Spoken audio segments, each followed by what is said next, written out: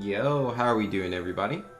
So today I'm making a guide on the Orpheus boss fight, the Bard Asterisk user.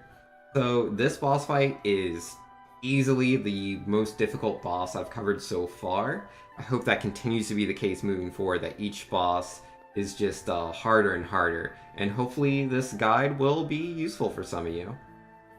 So, first things first, as far as the classes go, I really think it's important you have White Mage and Vanguard.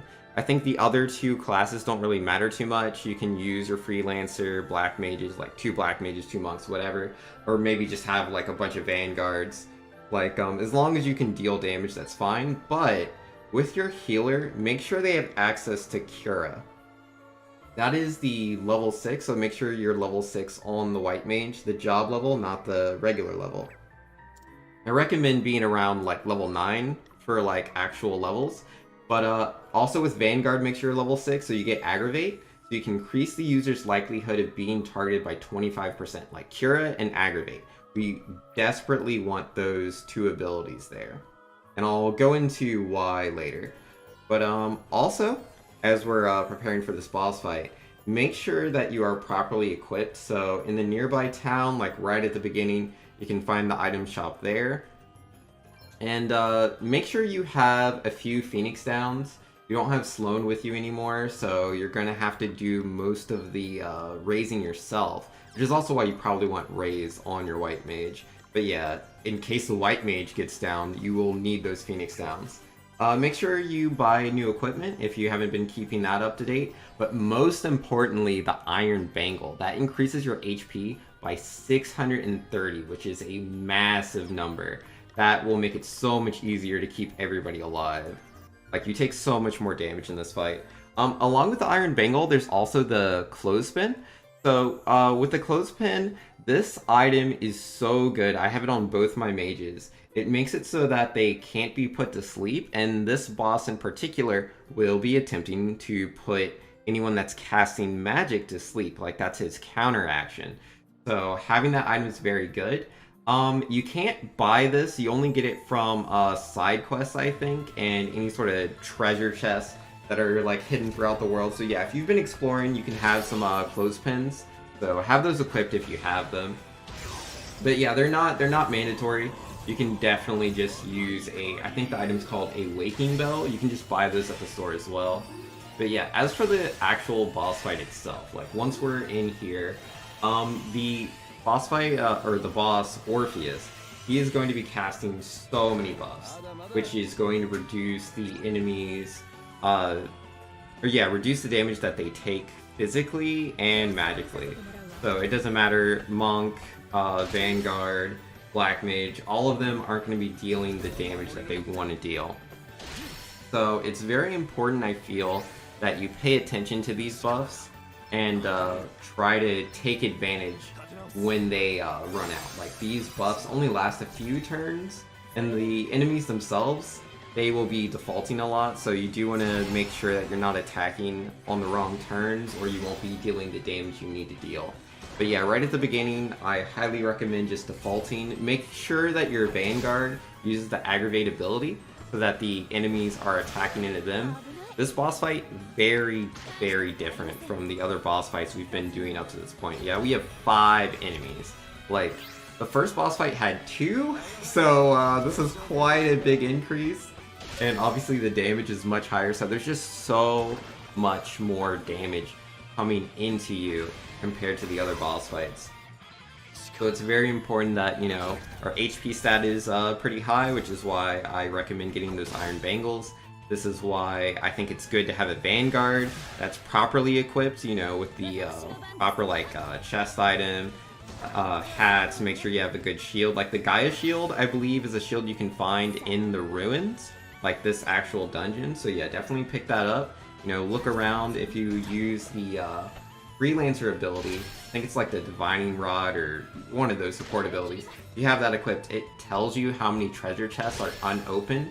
So yeah, if you find all the treasure chests, you will be able to get that Gaia shield, no worries. But again, we want to make sure that we're keeping everybody alive. This is why the White Mage is so important. we will be using Cura. When that is being used single target, it heals for a lot. Like right here, that heals for almost 1,000, and then healing everybody, that's about like 400, 450. Very, very good healing. This is especially important if you are using monks. I think monks might be a little bit harder to use compared to the black mage, because the monks, when they attack, they actually use their HP when they're using some of their abilities. Like, that's the cost. It costs their own health. Do make sure you're pressing the X button, the battle info button, to check the buffs of the enemies, because right here I just did that. I saw that the damage reduction wasn't on those enemies. Instead, they had attack increase. I don't want them to deal extra damage to me. So we're trying to, be aware of that and take down these enemies before they're able to really start dealing all the damage that they can. And again, also, they're not in the middle of defaulting. I think one of them just did. Or no, that was the boss himself. But yeah, we just want to make sure we do that. Yeah, right there, I wasn't paying attention to my HP, so I tried to take 4 turns using my monk ability, but because I didn't have enough HP, I actually wasn't able to get all my attacks out. So yeah, be very careful when you're using monk. It's very easy to put yourself into lethal HP and lose your own turns if you're not paying attention. But here, this is why I like using Seth as the white mage, because right now, at this point in the game, he's the only one that can use like the special action. And yeah, if you have the white mage using the special action, you can just full heal everybody, get rid of the poison that might be on anybody. You can do all of that in one turn, which is so powerful. So yeah, I really like having Seth be the white mage. And then yeah, right here we're just trying to finish up these last couple of enemies, because we don't want to be taking any extra damage. Reduce that damage as much as we can, getting rid of every enemy, dude. Very, very useful. But unfortunately, yeah, the boss, Orpheus, he is now starting to attack himself instead of just using his buffs. The stone spell does about 300 damage to everybody, and his physical attack isn't too bad. It's only about like 100, 200 damage. So you don't have to worry about that too much. Yeah, you mostly just want to go ahead, get rid of that last enemy, or at least that's what I'm doing here. Maybe you'll knock out all of them at a faster pace compared to me. But yeah, just make sure you knock all of those guys out, because that's less damage that Gloria needs to take. And then also, once all the enemies are taken down, Gloria doesn't really have to use Aggravate anymore, because there's only one enemy, and that enemy, he uses the AE attack, so Aggravate doesn't really force him to cast stone on only her. He can still cast stone on everybody. So yeah, we don't really have to worry about Aggravate anymore. And then yeah, I'm gonna go ahead and skip pretty far forward here, because yeah, none of that really matters anymore. Like, the boss fight's pretty much over. Once you get those enemies down, just, pay attention to health levels, make sure you're getting those curas off, default a lot, go ahead and get your BP up. That way you're just taking reduced damage before you're ready to just let out with your attacks. And as long as the boss isn't defaulting himself, you can just really go in there. And yeah, again, make sure to pay attention to your actual resources. Like, the names of your attacks will turn red if you can't use them, because, like, say, maybe you've lost too much MP or you're using too much HP as far as your monk goes. I like having the Vanguard abilities on my monk, so I don't have to use my HP sometimes. Instead, I can use the MP to go into other physical attacks while still dealing a lot of damage.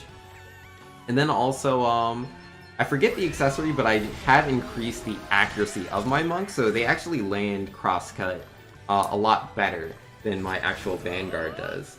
So that's definitely something you can do if you're just trying to get as much damage as possible out on a physical attacker at this point in the game.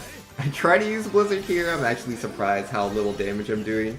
But Orpheus does just have, like, nice magical defense, so if someone's subbing Black Mage, they're not going to quite be dealing the damage an actual Black Mage can do. And yeah, I made sure to examine right there so I could go into the red without putting myself in a bad situation. Examine, very useful ability, knowing how much HP the boss has left.